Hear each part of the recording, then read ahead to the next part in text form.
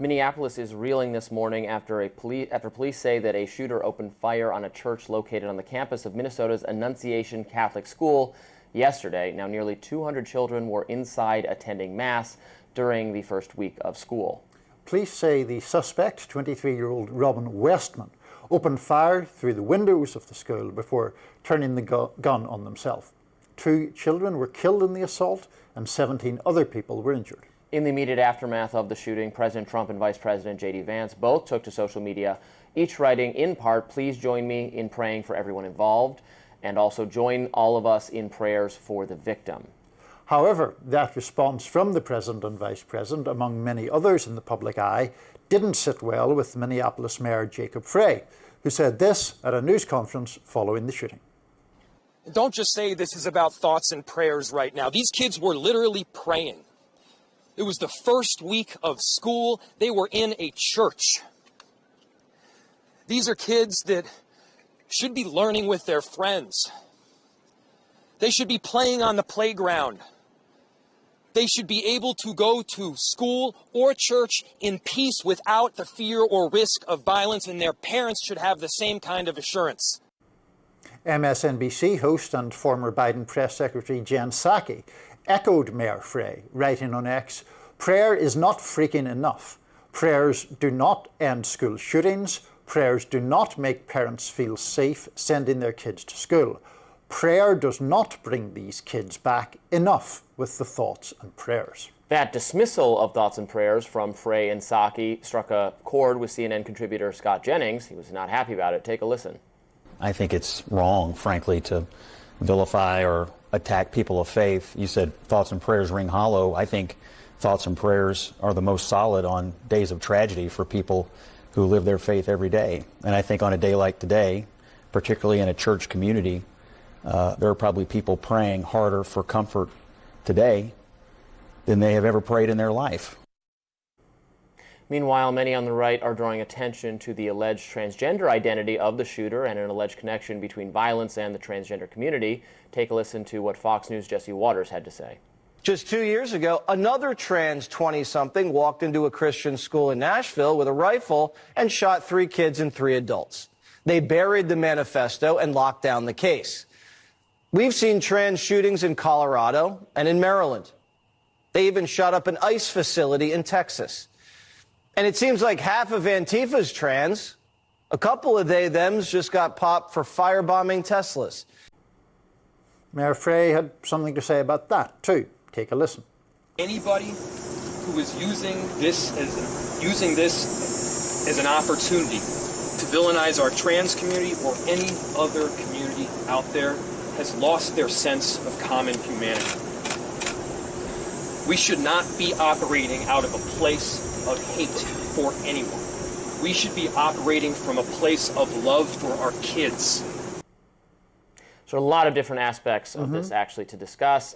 Terrible tragedy, very, very sad. Absolutely. Awful when this occurs. I don't think, I think Psaki and Frey missed the mark and certainly came off as demonizing prayer or religion or the things that religious people use to comfort themselves. The fact that they were, Frey in particular seemed to think there was some tension between that they were praying and like, oh, that did no good because you were shot. That is, I think, was off-putting to many people and reflects him not understanding religion very well himself and Psaki as well. It was very tone-deaf to me. I understand that some progressives have the frustration that that's all, because I know progressives want more decisive action, for instance, on gun control, and that the thoughts and prayers is like in lieu of doing something actionable. But there are many religious people in this country who think, how does one that it is a way of showing support and just kindness to people affected by tragedy, and these are not really intention? I don't see what Psaki and Frey say in the same light as that. Really? I think it is the objection to the phrase thoughts and prayers being used as a kind of band-aid or as something that is used to make people feel that they're saying the right thing and as a way that short-circuits any kind of action particularly on gun control. I don't take it actually as mocking people who are praying. I take it as a critique of politicians in particular who use that phrase and never, as you put it, take any other action.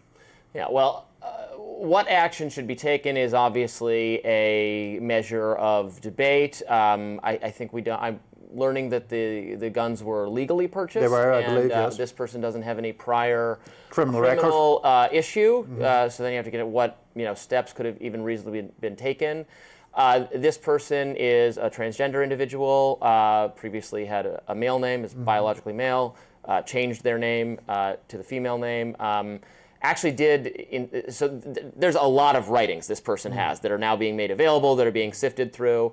The shooter in one of and used like a kind of encryption or a Cyrillic alphabet, right. I believe. Yeah. So that's being, translated right now, and actually did express some regrets about the transition at one point. Said does not actually feel like a female or doesn't think they should have done it. A lot of views all over the place. The weapons themselves had kill Trump, hating Jews, names of other school shooters, school shooting victims written in the...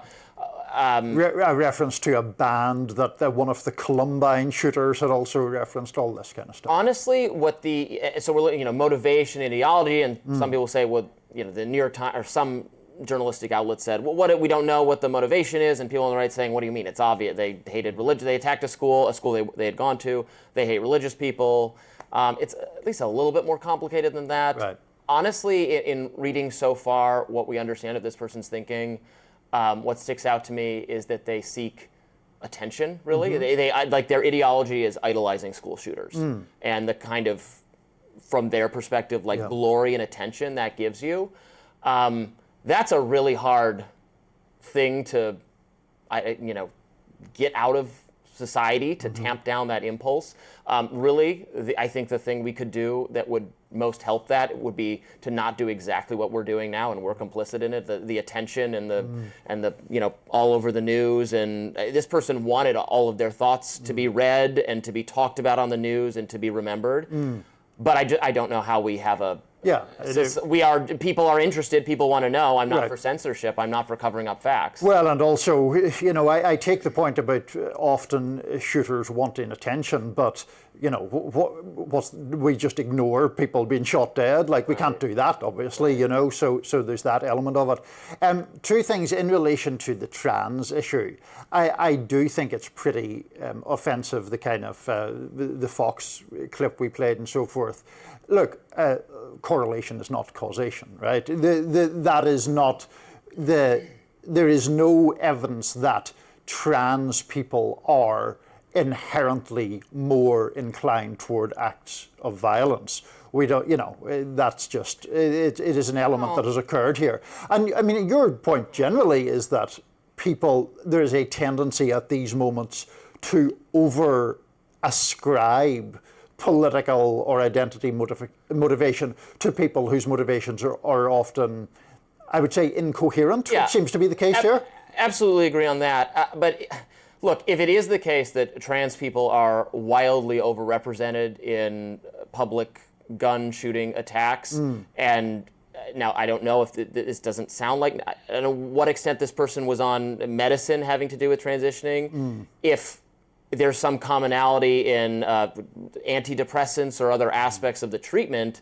I mean, I certainly would not close off that inquiry entirely. Trans people are such a small sliver of the population, and actually mass shootings, contrary to what is often reported, are very rare. Shootings are not rare. Shootings at school, a gun goes off in the parking lot of the school. That happens constantly, but someone actually taking weapons and trying to gun down people does not happen very often. So if even a small number of those are trans people are like .something% of the population. Well, I mean, it depends. On the school shootings point, I mean, it depends what you mean by rare. I think people can consult for themselves. The AP, I think, has a list of numerous school shootings, which, tragically tend to only attract real attention if you get up into 5-10 people killed, as opposed to 1, 2, or 3 people killed. And in relation to the school shootings, the examples being cited are two, really, this and the Nashville instance. Right. So, but there's only been like a dozen of these in the last 80 years. So if it's 2 out of that, I think there's been more than a dozen school shootings in the last 80 years. No, it's not, because the things that get counted as school shootings count any time a gun goes off, which is usually. Again, I'm not saying this is good. Like somebody gets shot in a dispute between kids on a sports team or on school property or by people not related to the school who are just in school property. That's what counts as a school shooting. The armed gunmen terrorizing the school thing, that is very, very rare. It doesn't happen all that often. It's a conflation that people miss in the media all the time. I mean, I'm looking through a list here which has numerous school shootings with people being killed in it. But I'm not saying no one is being killed, but it is not someone writes a manifesto and starts shooting at random at people in the school. That's going to be a dispute between, just the kind of violence that occurs in our cities and somebody gets shot in cities for various reasons. It's not a planned, deranged person doing this kind of thing that we saw. That does not happen very often. Fair enough. Trump's latest move in his DC crackdown seems to be taking control of Union Station. We'll discuss that next. Stick around.